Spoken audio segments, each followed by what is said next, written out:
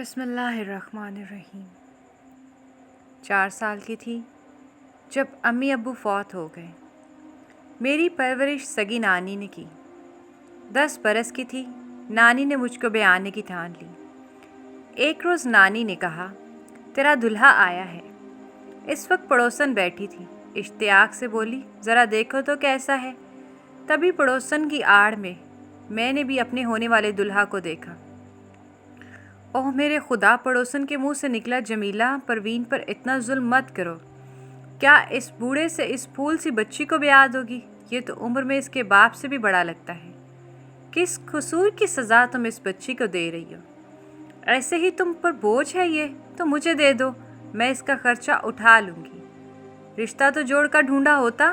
تم کو کیا پتا، جب سر پہ مرد نہ ہو تو گھر میں جوان بچیوں کی کتنی رکھوالی کرنا پڑتی ہے۔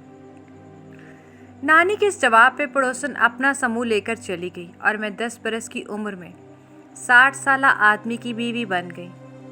ان دنوں کے بارے میں لکھ نہیں سکتی، ان دنوں کو یاد نہ کروں تو اچھا ہے۔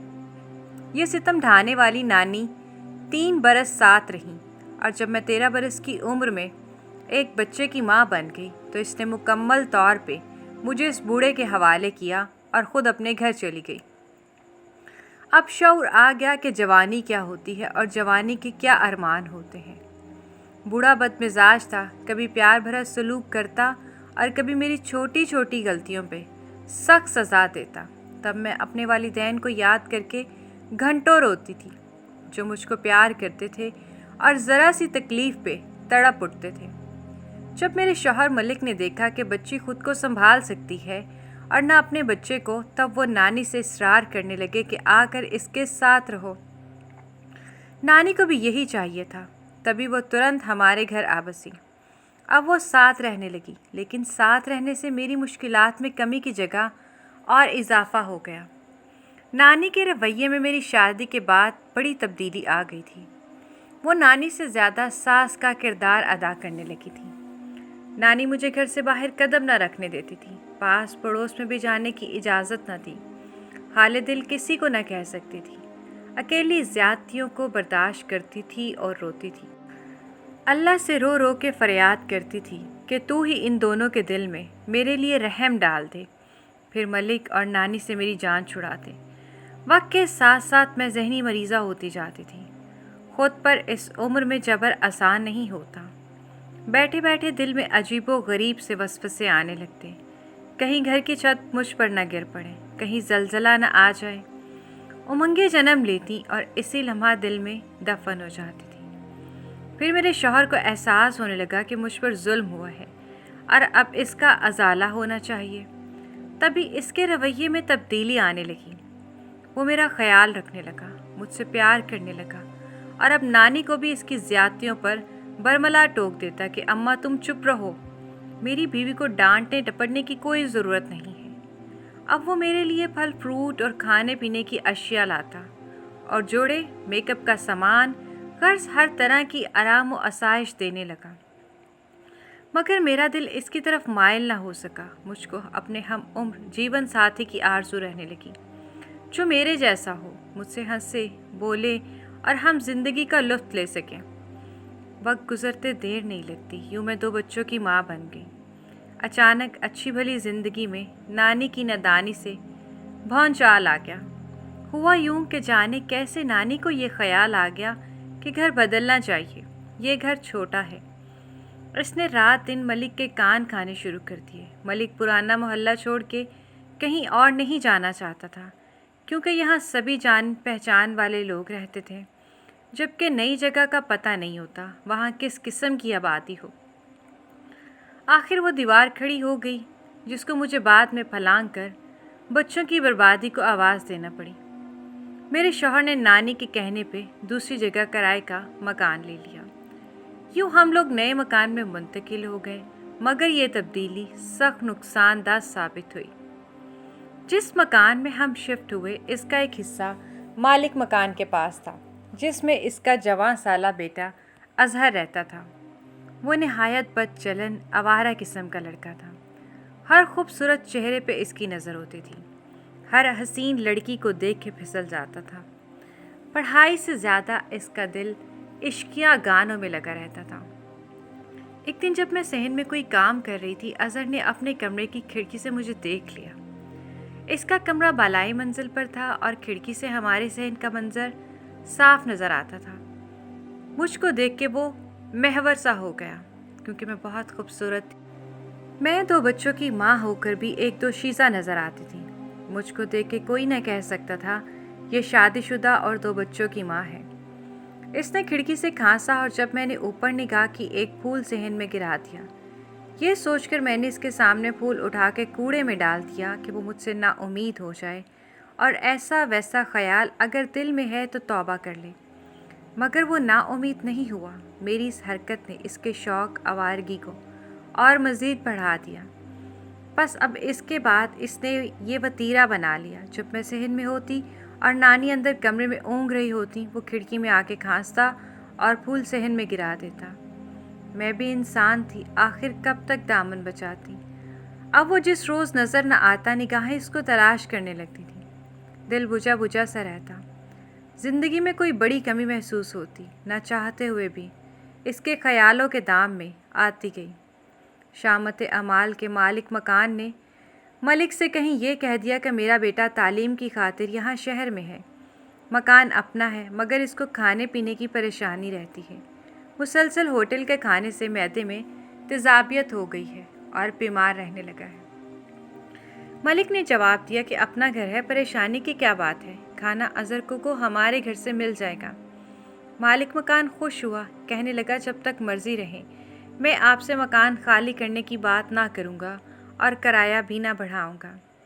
मेरे बेटे की पढ़ाई के 2 साल हैं, इसके बाद ये गांव आ जाएगा। इस रोज़ से खाना हमारे ज़िम्मे हो गया। शुरू में नानी ये फरीज़ा बाकायदगी से सर इंजाम देती रही, फिर इन्होंने मुझको ये ड्यूटी सौंप दी कि अज़हर का खाना इसको दे दिया करो। आग और कपास का क्या मेल, वो बदचलन लड़का और मैं महरूमियों की मारी इसकी मीठी मीठी बातों में आ गई, और ऐसा होना कुछ बाइत न था। मैं खूबसूरत और जवान थी, इसने सोचने का मौका न दिया और एक दिन निहायत कोशिश से अपने गलत ख़यालात की तरफ मुझको माइल कर लिया। दिल की हर बात इसको बताने लगी। लंबी कैद जैसी ज़िंदगी में मुद्दत के बाद एक दोस्त मिला था। तमाम राज़े दिल इससे कहने लगी, दुख दर्द इसके साथ बांटने लगी।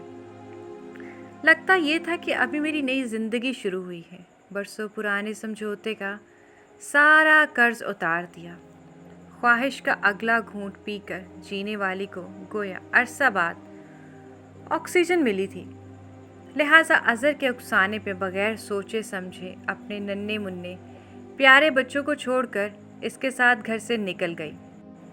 अज़हर मुझे लेकर अपने दोस्त के पास आ गया, दूसरे शहर में। शुरू दिनों में तो बच्चों की याद ना आई, मगर बाद में इनकी याद से बेचैन रहने लगी। मैं रोती तो अज़हर को कोफ्त होती। आखिर इसके दोस्त ने पता कराया तो ये अफसरदा खबर मिली कि मेरे भाग जाने के सदमे में मेरे शौहर की जान ले ली। वो गम बर्दाश्त न कर सका और अपने खालिक हकीकी से जा मिला। मैंने अज़हर की मिन्नत की कि मुझे वापस जाने दे, क्योंकि मेरे बच्चे बेआसरा और वीरान हो गए हैं। इनका नानी के सिवा इस दुनिया में कोई ना था। नानी भी बूढ़ी थी, वो कहाँ बच्चों को संभाल सकती थी। लेकिन अज़हर एक संगदिल इंसान था, इसके दिल में कोई रहम ना आया। इसने मुझे साबका घर में जाने की इजाज़त न दी। वक्त गुज़रता रहा। अज़हर जब बाहर जाता, बैरूनी अतराफ से ताला लगा जाता ताकि मैं घर से ना निकल सकूं।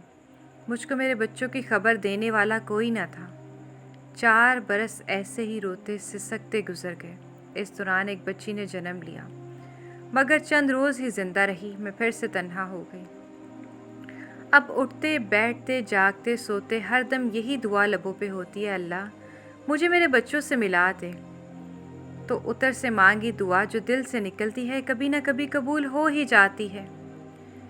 एक दिन अज़हर अपने वालिद से गाड़ी मांग के लाया और कहा, चलो तुमको सैर करवाऊं, तुम बहुत उदास और रंजीदा रहने लगी हो। जाने इसके जी में मुझको सैर कराने का ख्याल कैसे आया। मैं भी लम्हा भर को जी उठी कि इस 4 दीवारी से बाहर की दुनिया को देखे। मुद्दत गुजर चुकी थी। वो मुझे इस शहर लाया जहाँ मेरी नानी का घर था, जहाँ मलिक का घर था और जिस शहर में मेरे बच्चे रहते थे। हम बाज़ार से गुज़र रहे थे और मैं सोच रही थी, ऐ काश कोई मुआवजा हो जाए और मैं अपने बच्चों की एक झलक देख सकूं। इस सोच में खोई हुई थी, अचानक निगाह सामने से गुजरते 2 बच्चों पर पड़ी जो हू बहू मेरे फ़हद और हमाद जैसे थे, मगर इन बच्चों के चेहरे मैले और कपड़े गंदे और फटे हुए थे। दुबले पतले हड्डियों के ढांचे, मदकूक चेहरों वाले ये बच्चे भीख मांग रहे थे। इनको देख के मेरी चीख निकल गई और मैं गम से बेहोश हो गई।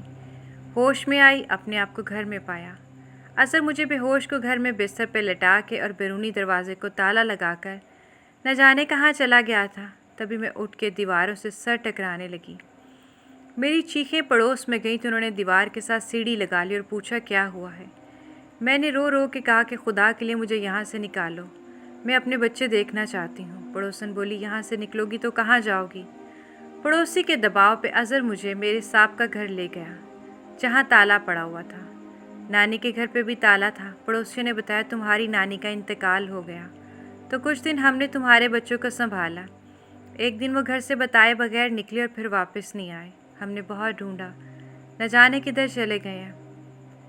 इस वाक़ये को कई बरस गुजर गए हैं, मगर वो मंज़र भूल नहीं पाती जब मैंने अपने प्यारे जिगर के टुकड़ों को सड़क पे भीख मांगते देखा था। खुदा जाने इन पे क्या गुजरी, वो किस हाल में है। अज़र ने मुझ पे ऐसी पाबंदियाँ लगाई कि इन्हें तलाश भी ना कर सकी। अज़र को इस मामले से कोई दिलचस्पी न थी। मेरे बच्चे मुझे मिले या ना मिले, इसको इन यतीमों से क्या था जिनका बाप मर गया और माँ भी खो गई। जब तक जीऊँगी मरते दम तक बेचैन रहूँगी। ये एक ऐसी सज़ा है जो मौत के बाद भी शायद ख़त्म ना होगी। हर औरत से इल्तिजा है जब वो एक बार माँ बन जाए, फिर अपनी ज़ात की खुशियाँ भूल के सिर्फ अपने बच्चों के लिए ज़िंदगी वक्फ कर दे, और कोई मेरे जैसी गलती कभी ना करे, ख्वाह शौहर बूढ़ा ही क्यों ना हो।